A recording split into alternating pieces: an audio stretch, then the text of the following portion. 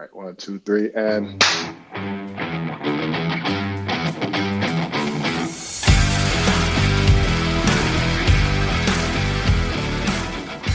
all right. So, Short Circuit, a little spinoff of the Circuit podcast, at which me, Elijah Shaw, because I'm never around, I'm going to do my own little mini podcast, and I decided that I could, since I'm doing a podcast, I could bring my friends up, and so I've got a guy that I have a really long relationship with. I consider him a very dear friend. I actually call him my consigliere. You know what I mean? So this is Kevin Ghee. I know a lot of people in the community know Kevin. You know, Kevin had a distinguished law enforcement career before he transitioned over to a very successful career in close protection, working with some very prominent figures. And so what I wanted to do was spend this episode talking about that transition from law enforcement to EP. One, for people that are interested in getting in the field, but also, you know, so that way, you know, those of us that are in the field that might have already made that transition can look at it and say, okay, you know, there's some differences. You know what I mean? There's some differences in the things that we do and apply over here in the private sector, and then it kind of maybe can help kind of smooth the way. So, you know, when me and you talk offline all of the time, you know, the jewels always come out. So I'm like, yo, this would be a perfect opportunity. I can get you on the show here. We can talk about some of the things we normally talk about anyway. All we had to do was just record some in the conversation we just had last night would have been great. Exactly.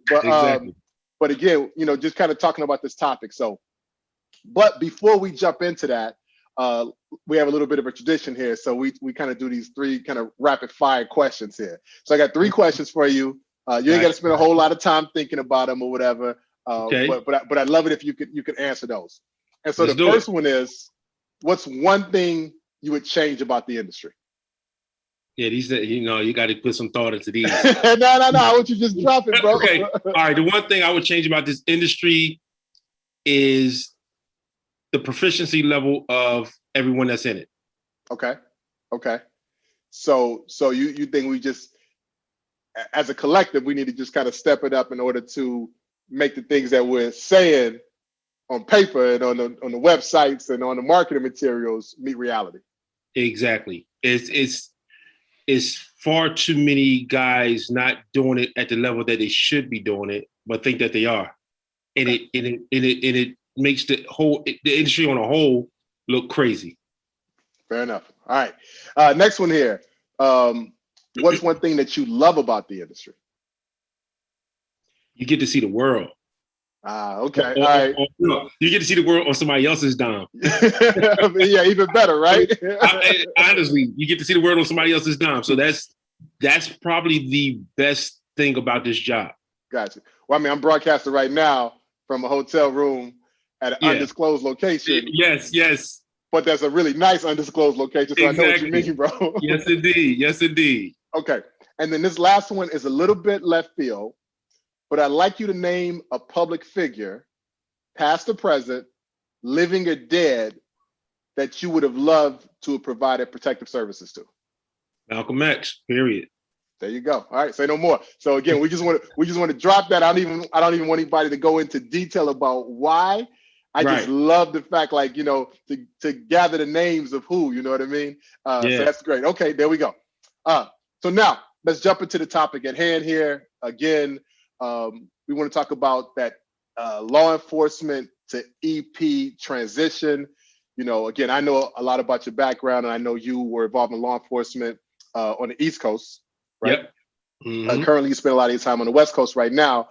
But one of the things that, you know, executive protection and law enforcement seem like a natural fit. Am I right with this? Well, it seems that way because it's all under the umbrella of protection and security. Okay. So you would think it's a easy fit, easy transition, but the sciences are different. Tell me what you mean. So in law enforcement, 1, we're reactionary. 2, we own every place we go. On the EP side, we have to be proactive. We have to mitigate things on the front end, you know, so we don't have to deal with it in real time. And then even if we did encounter something, our main goal is to retreat with the protectee and get them out of harm's way. Mm-hmm. In law enforcement, we don't retreat. Gotcha. Go Okay. forward, we attack. So that's a shift in mentality that took a while to change. You know, especially if you were law enforcement and you're doing EP in the city, you were law enforcement. That's a bad combination because there's no separation in who I was and who I am today. Right. Right. So you said that you had to change your mindset.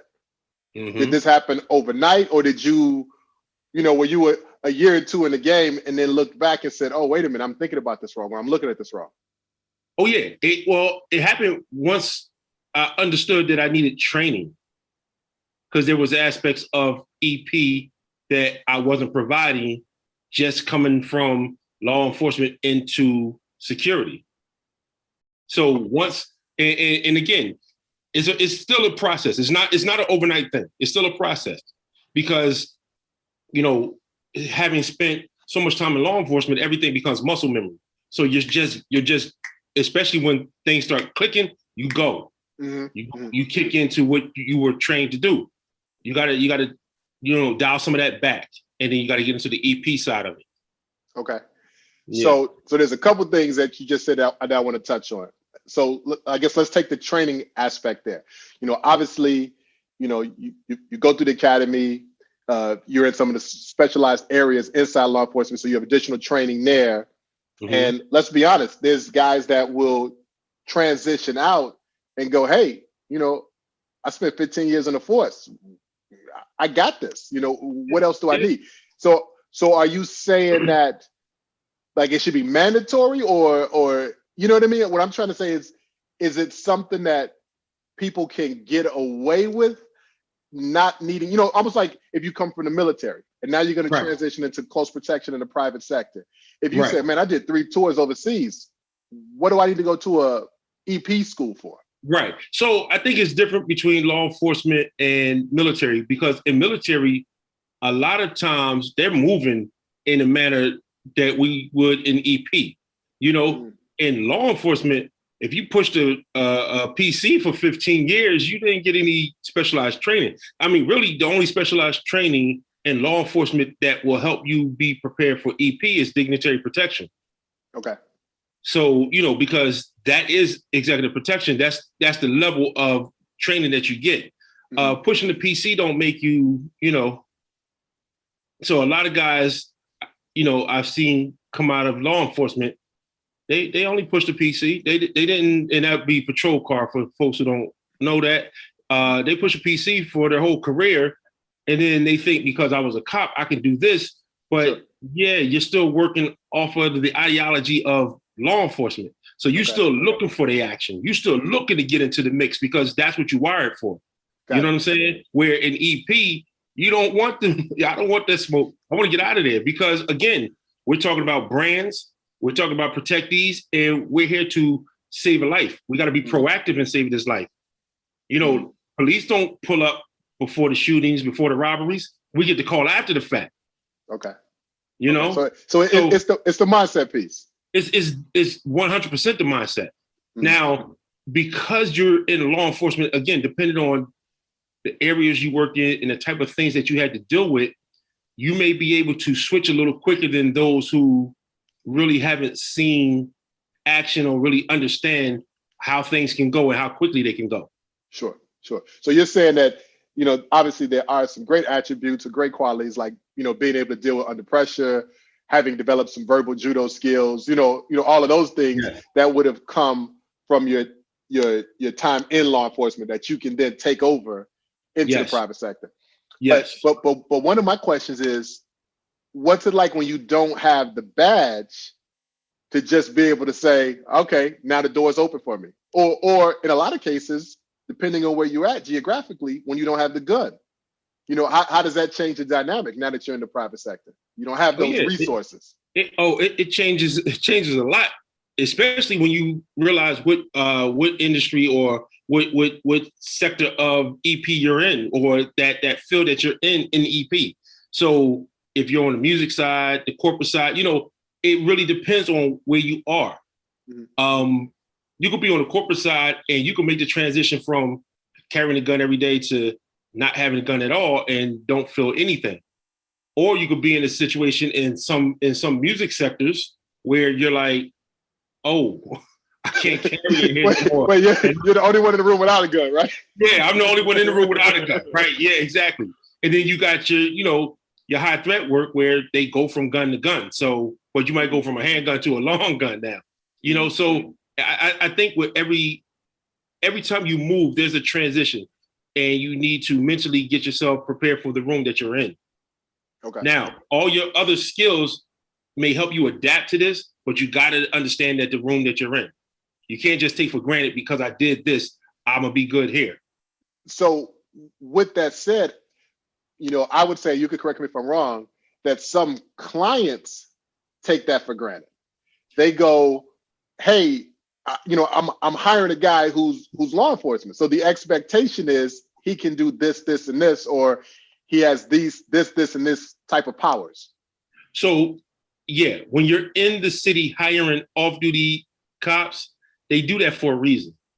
They do it not because they have this specialized skill far superior than anybody else in the EP world. They do it because they can get you through lights and they can get you through traffic, and they can, it's those things that clients want. Sure. And not necessarily a bad thing. You can use whatever advantage you have, right? Exactly. But I don't believe that should be the only person there. That should be somebody that's on the team that can facilitate those things. You still need your EP guy to plan it all out. Okay.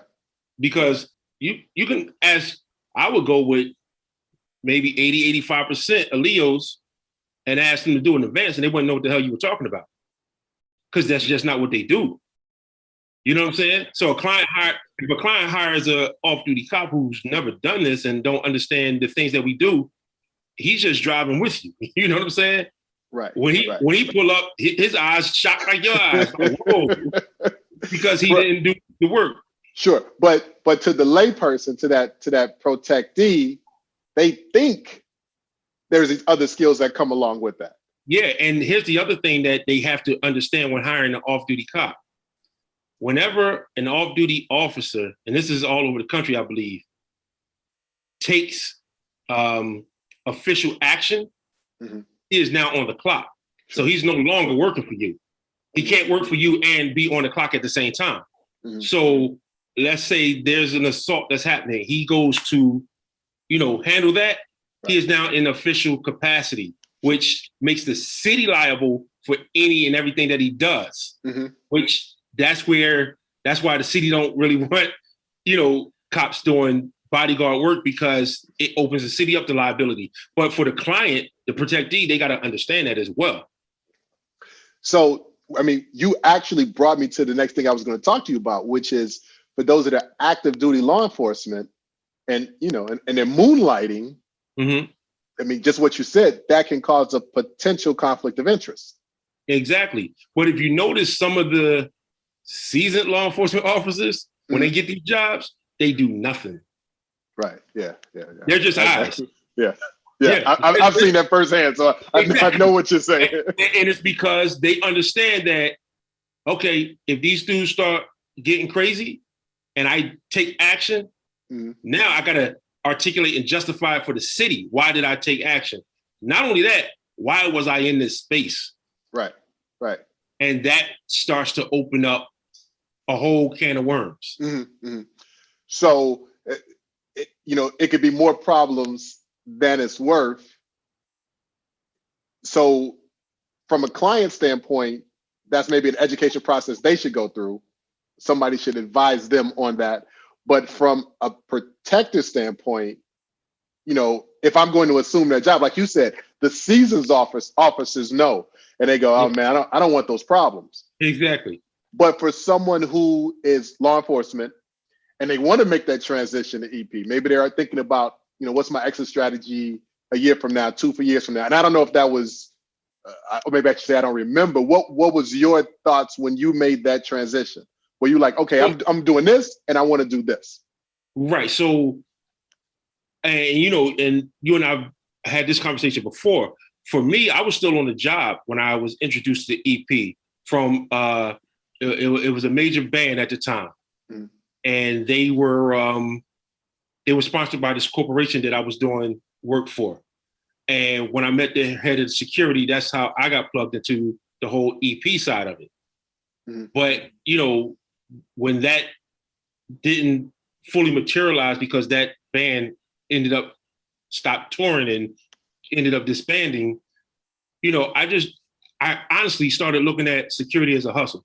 I want to make a couple $1,000 this weekend. I'll go jump on somebody's detail, not really taking it serious until 2005 when I tore my Achilles and everything slowed up. And I was like, hold on, I need to rethink life and understand what's going on here. And then once I started to, rehab the ankle and all, that's when I started to say, okay, let me figure out how to do this at the highest level. Mm-hmm. Mm-hmm. You know what I'm saying? Because there's levels to this. Sure. So when I take it back to, other people that are active duty law enforcement and they want to make this transition and they say, okay, for whatever reason, I want to just get into the private sector, or I like, I'm planning my retirement, or I just don't like, the department I'm in. Right. What's your advice to them if we know having one foot in and one foot out can create some conflicts? So know where you want to be, know what you want to do. And if EP is what you want to do, you got to get trained up. You have to understand the sciences within executive protection. And one, you have to understand what executive protection is. A lot of people still think executive protection is about the client, and it has nothing to do with the client. It's the level of service that you provide them, Okay. Everybody can get executive protection. You don't have to be a celebrity or, you know what I'm saying? Sure. And they think it's, oh, well, this person is worth this, so I'm doing EP. No, there's a lot of people who work for high net worth individuals who aren't doing EP. Mm-hmm. Right. So I would say if you want to make that transition, then you got to get the training. You got to get the training, and you have to be serious about the craft, because the craft is serious. Got it. If we haven't learned anything recently, we've learned that anything can happen at any moment. Sure. So you got to be prepared for that. What's your plan for that if this happens? Mm-hmm. How you going to get in? How you going to get out? Mm-hmm. Where you going to go? Mm-hmm. I hear a lot of people say, yeah, I never sit with my back to the door. That's cool. I like that. I seen that in movies too. Mm-hmm. But because you don't have your back to the door, what you going to do when you see the guns coming through the door? Mm-hmm. I don't care if you don't have your back to the door and you see it coming. What's your plan? That's the thing. I said before that, knowing what to do is one thing, but knowing why you're doing it, that's the most important piece of it. Yes, bro. Oh yeah, yes. I'm gonna sit and I'm gonna be able to watch the door. Okay, so then you see the guys coming through. They got long guns. What you gonna do? Engage them? Yeah, that's crazy. But if you don't understand that, just because my back is not by the door, but the kitchen door and the back door is all the way on the other side, then you fell. Because now you trapped. So it's all these little pieces that it sounds good when you say it. You heard it somewhere before, but you don't understand what that person is saying. Sure. So a seasoned EP executive will say, yeah, we don't sit with our backs to the door, but we sit close to the damn kitchen. Or we sit close to another door that we can get out of, that we've walked through because we know where it leads to. You know what I'm saying? So it's those little nuggets that you have to, you have to get switched on to. Now, being in law enforcement, depending on how long you've been on in the areas that you worked in, you start to develop a God complex. Tell me what you mean. What you mean? Oh man, where you think you can do it all. You think you could beat everybody. You think you could outgun everybody. You know what I'm saying? I mean, let's take, for example, the North Hollywood shootout. These dudes was rolling up with Glocks. Going against them. You know what I'm saying? But it's that mindset that says, oh yeah, I'm a cop, so I should be able to. Nah.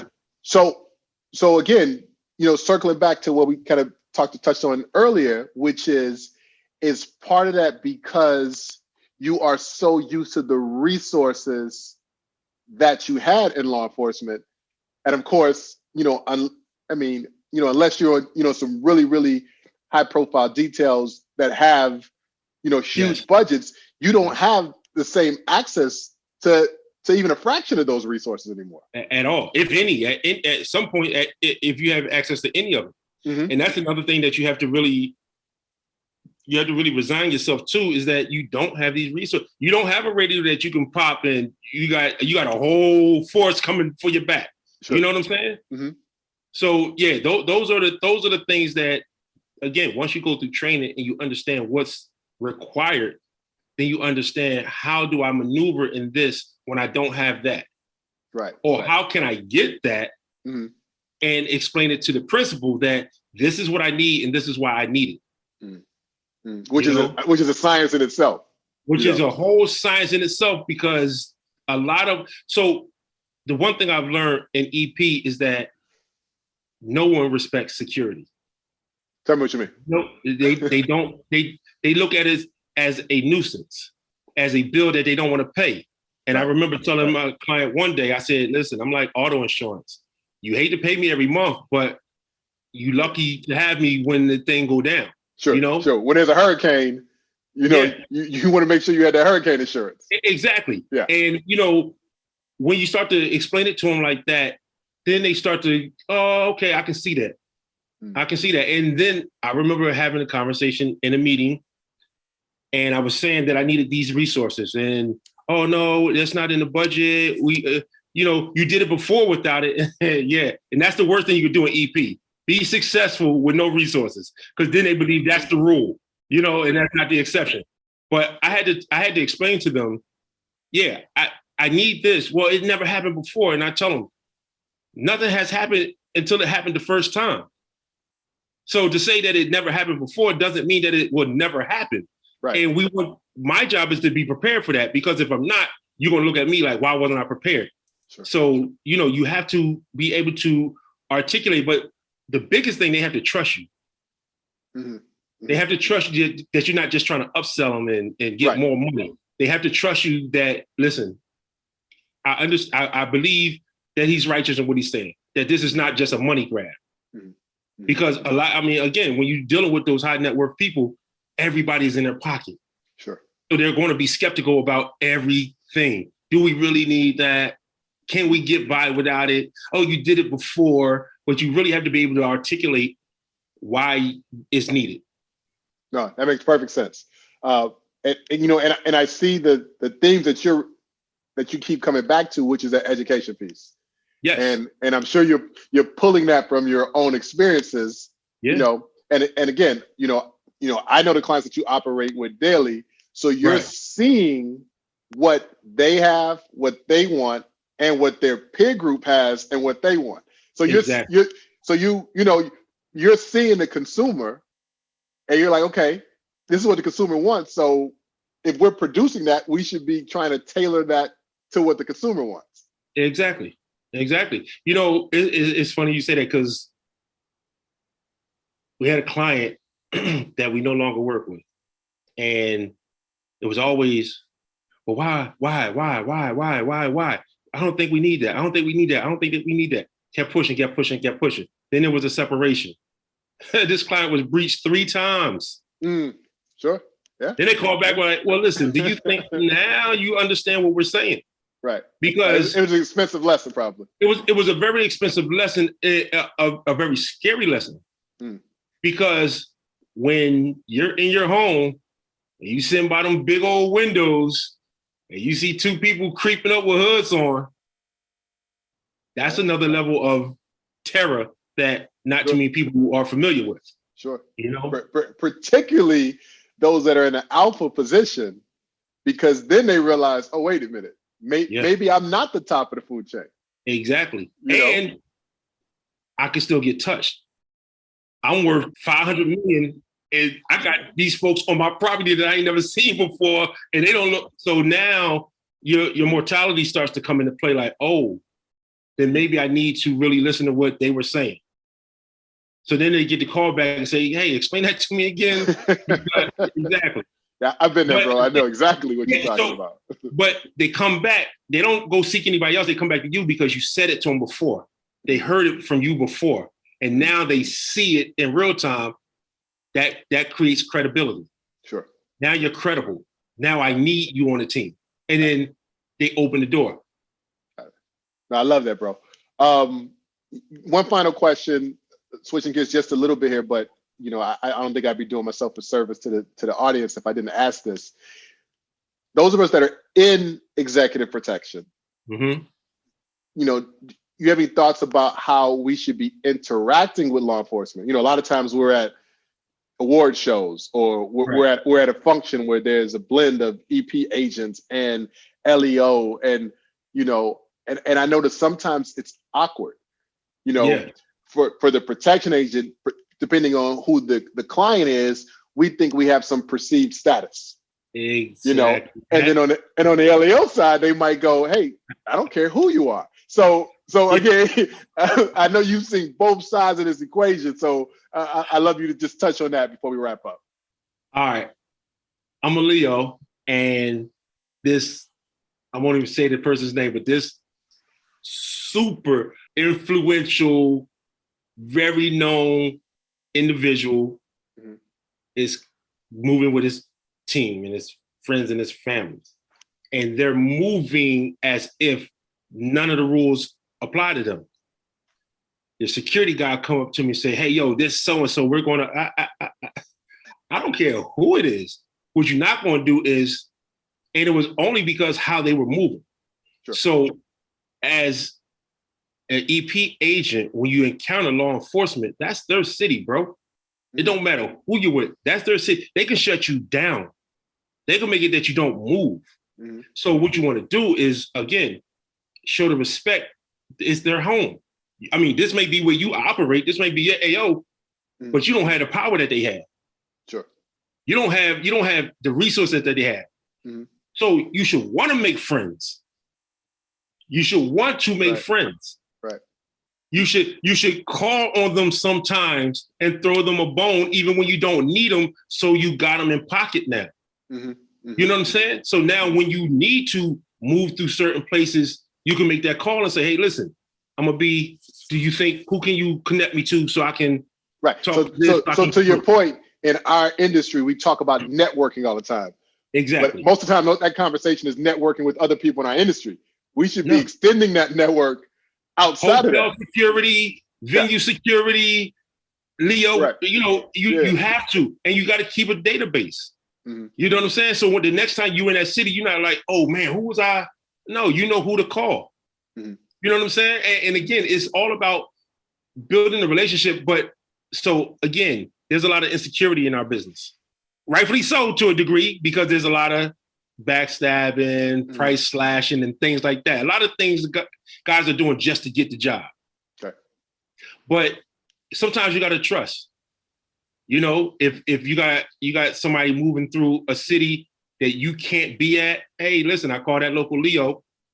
He gets to be the celeb for that night, moving with this person, making sure that person is going to be okay the whole time there. And then you curry favor with that person. And now when you come through, they're opening the door for you. Mm-hmm. It's certain cities, is this one particular city where it's super tight to get anything done. But I've developed a relationship with the local law enforcement there. So when I call, they ready, willing, and able, and they love it. They love it because I'm not asking them to protect the client. I'm just asking them to make this money and just do what they do as regular Leo.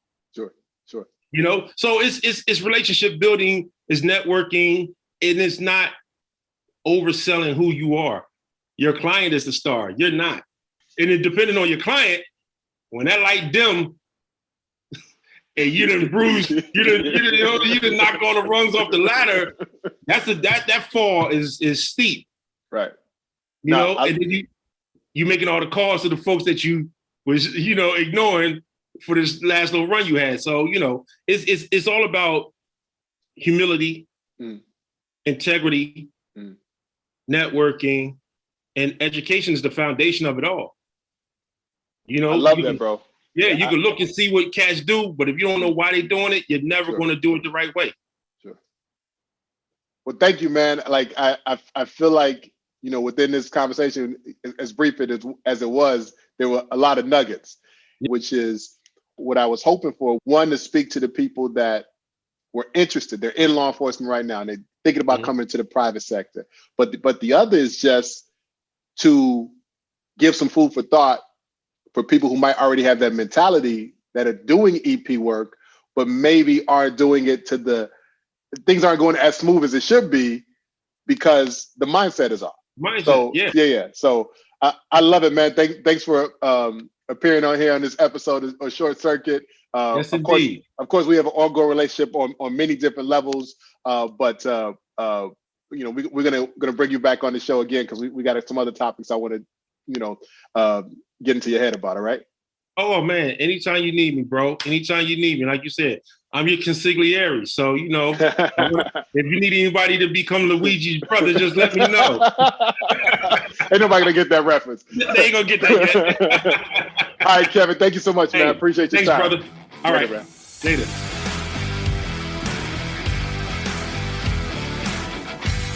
You have been listening to the Circuit Magazine podcast. Be sure to subscribe and be sure to not miss an episode.